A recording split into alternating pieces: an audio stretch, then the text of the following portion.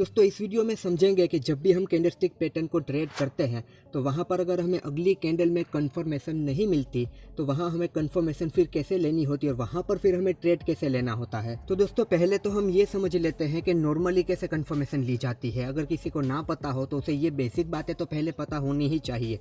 दोस्तों जब भी कोई भी कैंडलस्टिक पैटर्न क्रिएट होती है, चाहे वो सिंगल, डबल हो या फिर ट्रिपल हो, बियरिश हो या फिर बुलिश हो, जैसे कि सपोर्ट पर कोई बुलिश पैटर्न बनती है, मान लीजिए कि हैमर पैटर्न बन गई, तो उसके बाद तुरंत ट्रेड नहीं ले लेना होता। दोस्तों उस हैमर पैटर्न के बाद अगली कैंडल उस हैमर के हाई के ऊपर क्लोज होनी चाहिए, तब हमें कंफर्मेशन मिलती है, तब जाके हमें वहाँ पर ट्रेड करना होता है। और उसी तरह जब रेजिस्टेंस पर मान लीजिए कि हैंगिंग मैन पैटर्न बन गई है, तो हैंगिंग मैन पैटर्न बनने के बाद तुरंत शॉर्ट नहीं कर देना, सेल नहीं कर देना।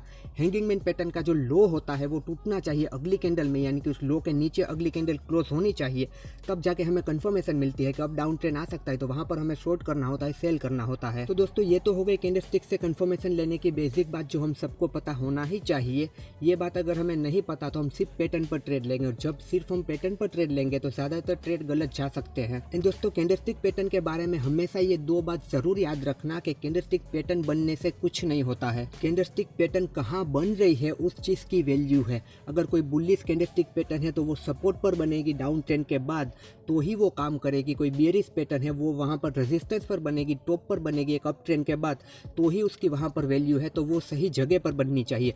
अगर वो रेंडमली कहीं पर भी बीच में बन जाती हो, चाहे बुलिश हो या बेयरिश हो, वहाँ पर वो काम नहीं करेगी। तो एक चीज़ तो ये याद रखना कि पैटर्न को ट्रेड नहीं करना है, वो कहाँ पर बन रही है उसे देखकर फिर वहाँ पर ट्रेड करना है। एंड सेकेंड बात दोस्तों ये कि कैंडलस्टिक प्रॉपर बन जाने के बाद भी कुछ नहीं होता, मतलब कि सपोर्ट पर बनी है, रेजिस्टेंस पर बनी है, उसके बाद भी उसे कंफर्मेशन मिलनी चाहिए। अगली कैंडल उसके हाई या लो को ब्रेक करके उसके नीचे क्लोज होनी चाहिए। अगर एक प्रॉपर कंफर्मेशन उसके बाद मिलती है तभी हमें वहाँ पर ट्रेड करना होता है। तो कैंडलस्टिक से रिलेटेड ये दो बात आप हमेशा याद रखना कि सही जगह पर बननी चाहिए और पैटर्न को कंफर्मेशन मिलनी चाहिए। अब दोस्तों ये तो कैंडलस्टिक रिलेटेड बेसिक बात हो गई जो हमें पता होनी चाहिए और जो हमें पता है।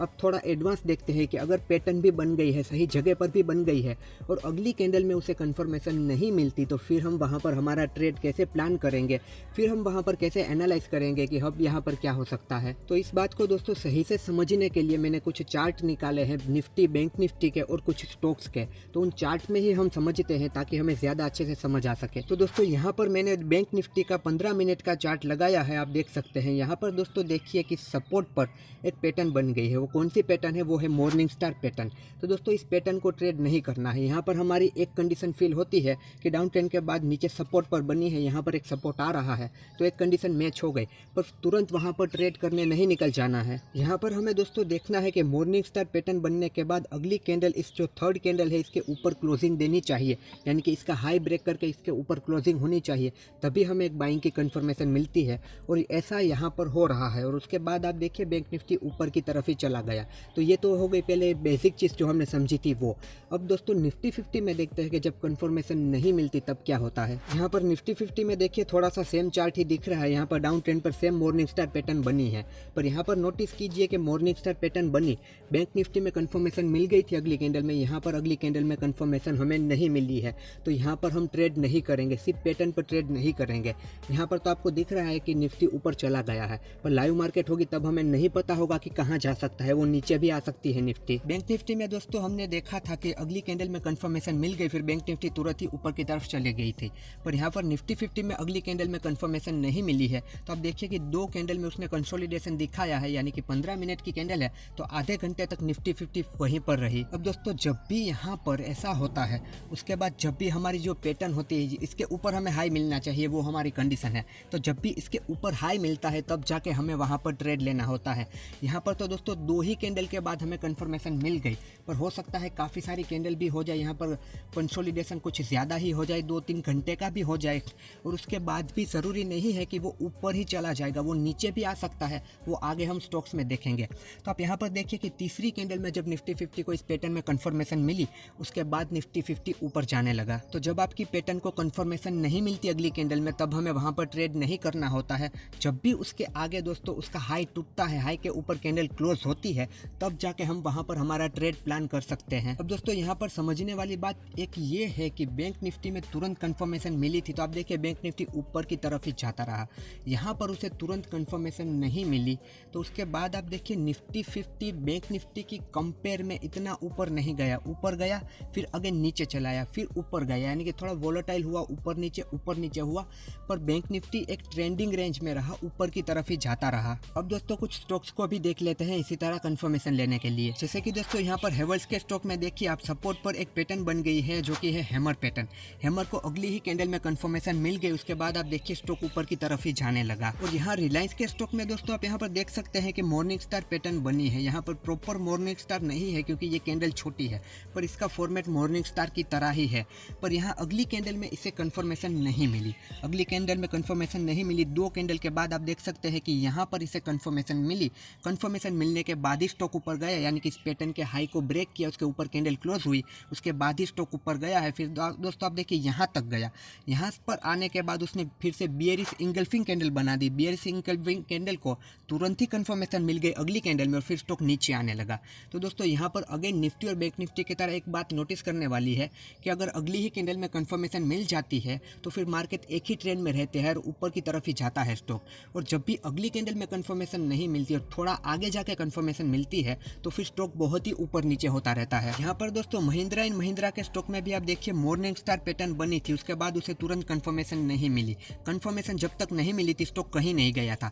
जैसे ही कंफर्मेशन यहाँ पर तीसरी कैंडल में मिली स्टॉक ऊपर जाने लगा, पर कुछ खास कमाल नहीं हुआ। उसके बाद आप देखिए दोस्तों यहाँ पर फिर से वो नीचे आने लगा। यहाँ पर SBI कार्ड के स्टॉक में दोस्तों आप देखिए बुलिश इंगल्फिंग पैटर्न बन गई थी सपोर्ट पर उसे अगली कैंडल में कंफर्मेशन नहीं मिली, तो ऑब्वियसली स्टॉक ऊपर नहीं गया। वहाँ पर तो हमें 2-3 कैंडल के बाद कंफर्मेशन मिल जाती थी, यानी कि इसका हाई ब्रेक हो जाता था, कैंडल ऊपर क्लोज हो जाती थी। पर यहाँ पर आप देखिए 3 घंटे तक यहाँ पर स्टॉक यहीं पर कंसोलिडेट करता रहा और उसे आखिर तक कंफर्मेशन मिली ही नहीं और फाइनली वो नीचे की तरफ आ गया। तो पैटर्न बनने के बाद जब तक आपको कंफर्मेशन नहीं मिलती, उसके हाई के ऊपर कैंडल क्लोज नहीं होती, आपको ये सोच के ट्रेड नहीं ले लेना है कि आगे कंफर्मेशन मिल ही जाएगी। वहाँ पर ऐसा भी हो सकता है तो आपको वहाँ पर लॉस भी हो सकता है, तो प्रॉपर कंफर्मेशन का वेट करना ही चाहिए। दोस्तों यहाँ पर हमने जितने भी स्टॉक को देखा, इंडेक्स को देखा, यहाँ पर एक बात कॉमन मैंने नोटिस की है कि जब भी अगली ही कैंडल में कंफर्मेशन मिल जाती है तो स्टॉक या इंडेक्स सही से ऊपर जाता है, और जब भी अगली कैंडल में क्लोज नहीं मिलती और थोड़ा बहुत कंसोलिडेशन के बाद पैटर्न के 2-3 कैंडल के बाद कंफर्मेशन मिलती है तो वहाँ पर कहीं ना कहीं वो ऊपर नीचे होता रहता है, सही से वो टारगेट नहीं दे पाता। दोस्तों इस चीज़ को मैंने बहुत ही ज़्यादा बैक टेस्ट नहीं किया है, मैंने बहुत ही कम बार देखा है, पर जैसा मैंने ऑब्जर्व किया वैसा मैंने आपको बताया है। आप अगर इसे यूज़ करना चाहते हैं, इस तरह कंफर्मेशन लेना चाहते हैं तो आप इसे बैक टेस्ट ज़रूर कीजिएगा। हाँ, अगली ही कैंडल में कंफर्मेशन मिल जाती है वो तो बहुत ही क्लियर है, उसके बाद तो बहुत ही रेयर केस में ऐसा होगा कि स्टॉक नीचे चला जाएगा। हाँ जाएगा भी, ज़रूर जाएगा, पर बहुत ही कम किस्सों में ऐसा होगा।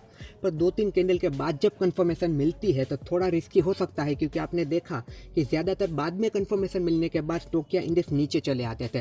जैसे कि निफ्टी नीचे आ गया था पर बैंक निफ्टी नीचे नहीं आया था, और स्टॉक्स में भी हमें ऐसा ही देखने को मिला है। तो ये एक चीज़ मुझे यहाँ पर कॉमन दिखती है।